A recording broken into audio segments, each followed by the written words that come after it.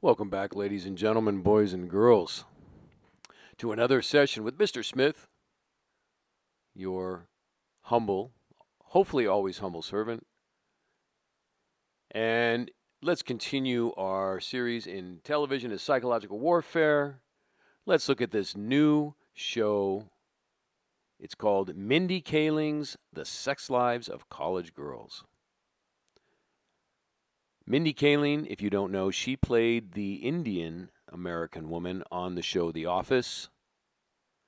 And now she's been elevated to writing, producing shows. And what does she come up with? The Sex Lives of College Girls. I saw the trailer for this, and it basically shows girls walking around acting like guys, right? Having masculine energy, looking men up and down, looking at the men's curves in their sexy bodies. And I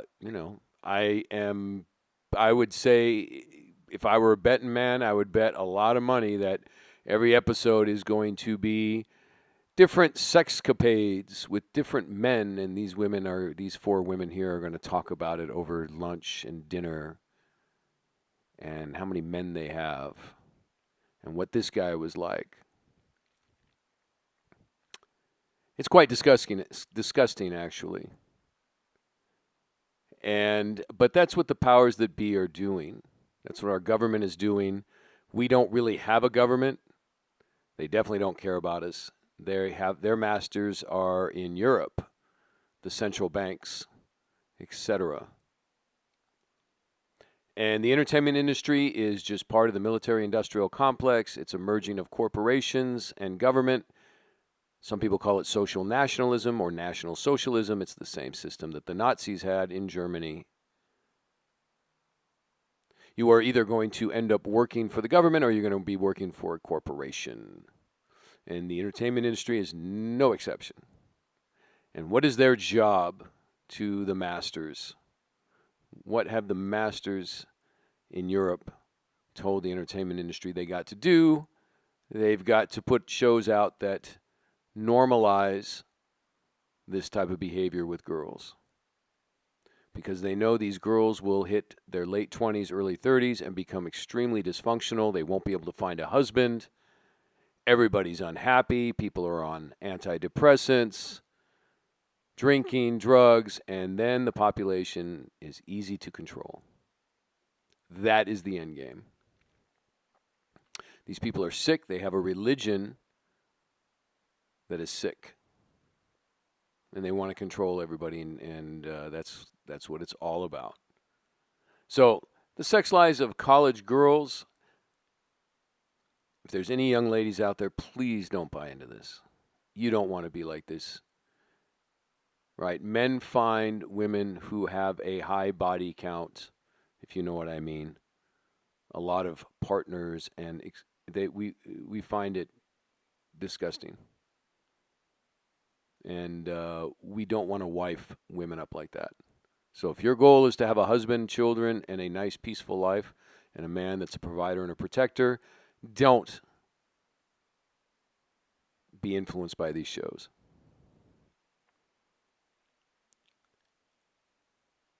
I know I think she's about 16, 17-year-old girl that she told me that Duke University was her dream school. That was her goal, to go there. And even after I told her that Duke University is $50,000 to $70,000 per year tuition, so she's going to be in major debt if she goes to Duke University when she gets out. And chances are very good that the jobs she's going to get won't make very much money at all. Her degree will be useless, and now she's in debt.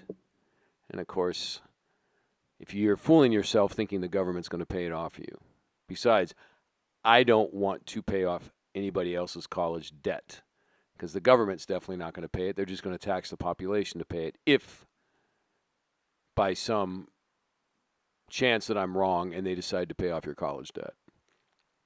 It's going to go to the taxpayers, and we don't want that.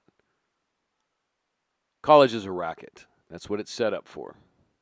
Now, If, again, the exception would be if you want to be like an engineer and you're going to go to this college specifically for electrical engineering and you have a plan to pay off your debt and it's not that expensive, okay. But if you're just going to college to live the college experience party, you're going to pay for it at the end. You're going to pay for it. You're going to be in debt. No man's going to want you. And it's going to be miserableness. So I had to do my job, which is to bring this to light.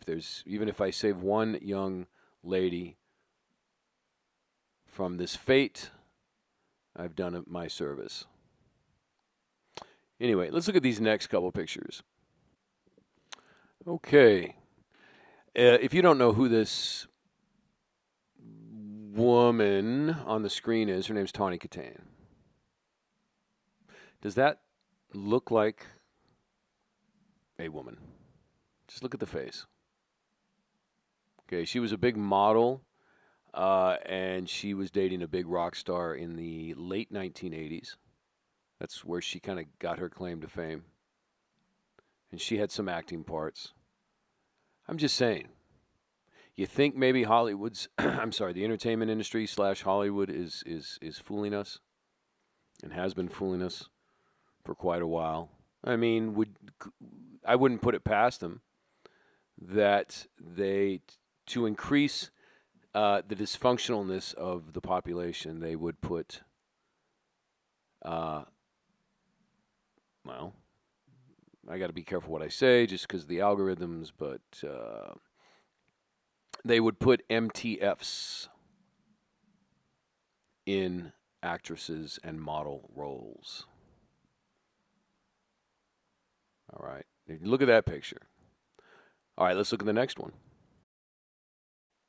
All right, we all know who this actress is.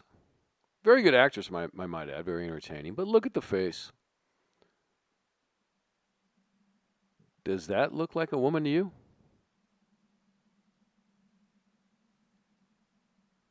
And if you look at this particular actress's body and her legs, like when she's wearing a dress, you might want to rethink whether she's a woman or not. Now, allegedly. But again, I wouldn't put it past the entertainment industry to do this, right? It just further confuses young men. And of course, the more confused and unhappy and dysfunctional people are, the easier they are to control. All right, let's look at one more picture. And look at this. This is a famous Jeopardy contestant. I just found this little picture on mainstream news. Very questionable whether that is a woman, don't you think? Anyway, you guys decide. But be aware, the more dysfunctional people are, the easier they are to control. This is Mr. Smith. I hope you have a blessed day. And may the Most High God keep you and bless you. And we'll see you on the next one.